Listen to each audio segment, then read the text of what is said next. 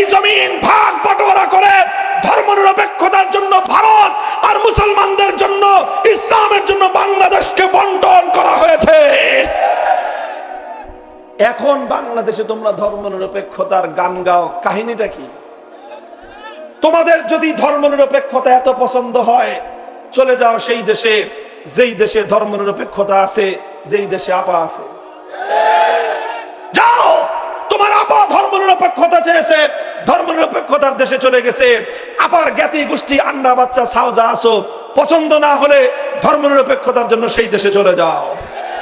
যারা আপাকে নতুন করে খালাম্মা বানাইতে চাও, তোমরাও চলে যাও।